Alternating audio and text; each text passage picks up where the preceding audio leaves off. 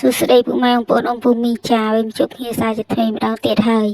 ជាមួយនឹងដំរីឆ្នោតវៀតណាមប្រចាំថ្ងៃសូមពុកម៉ែបងប្អូនជួយចុច Subscribe និងរូបកណ្ដឹងម្នាក់មួយផងដើម្បីទទួលបានវីដេអូថ្មីមុនគេចាមុននឹងទៅដល់ដំរីឆ្នោតថ្ងៃនេះយើងងាកទៅមើលដំរីឆ្នោតការពីម្សិលមិញម៉ោង 1:30 នាទីដំរីឆ្នោតរបស់យើងចូលចាំលេខត្រីមីក្រូបងប្អូនយើងដាក់95ចេញ95ចាំប៉ុស C និងប៉ុស D បងប្អូនចូលចាំពីប៉ុសចំណែកលេខធំយើងមានចូលទេកាលពីម៉ោង 1 ម្សិលមិញចាឥឡូវនេះយើងងាកទៅមើលម៉ោង 4:30 នាទីម្ដងម៉ោង 4:30 នាទីកាលពីម្សិលមិញដំរីឆ្នោតរបស់យើងចូលចាំលេខត្រីមួយគ្រាប់ទៀតបងប្អូនគាត់ថាចេញ95ដូចម៉ោង 1នឹងឯងបងប្អូនចេញ95ចាំប៉ុស D បងប្អូនចំណែកលេខធំយើងមានចូលទេកាលពីម៉ោង 4 ម្សិលមិញចាឥឡូវនេះយើងងាកទៅមើលម៉ោង 6:30 នាទីម្ដងចាម៉ោង 6:30 នាទីកាលពីម្សិលមិញដំរីឆ្នោតរបស់យើងចូលចាំលេខអូបងប្អូនយើងអូត្រឹម20ឥឡូវចេញ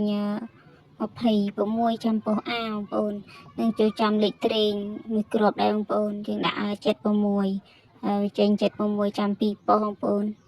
ចាំប៉ុស B និងប៉ុស D បងប្អូនចំណែកលេខធំយើងមានចូលទេកាលពីម៉ោង 6 ម្សិលមិញចាដំរីបោះឆ្នោតរបស់យើងកាលពីម្សិលមិញគឺថាជួយចាំទាំង3ម៉ោងបងប្អូនមានបងប្អូនយកទៅផ្សងសំណាងអត់ទេបងប្អូនកាលពីម្សិលមិញហើយមានចូលអត់ទេបងប្អូនចាដំរីឆ្នោតរបស់យើងគឺថាមានចូលចាំខ្លះហើយនឹងអត់ចូលចាំខ្លះបងប្អូនដោយសារតែយើងជាដំរីឆ្នោតណាបងប្អូនមិនមែនជាលទ្ធផលឆ្នោតទេចាឥឡូវនេះយើងងាកទៅមើលដំរីឆ្នោតប្រចាំថ្ងៃនេះម្ដងបងប្អូនដំរីឆ្នោតប្រចាំថ្ងៃទី7 ខែ 4 ឆ្នាំ 2026របស់យើងថ្ងៃនេះមាន3ម៉ោងមានម៉ោង 1:30 នាទីម៉ោង 4:30 នាទីនិងម៉ោង 6:30 នាទីនិងមាន4ប៉ុសមានប៉ុស A B C និងប៉ុស D ចាថ្ងៃនេះយើងមានលេខ3អូខ្ទង់ថ្ងៃនេះយើងមានអូខ្ទង់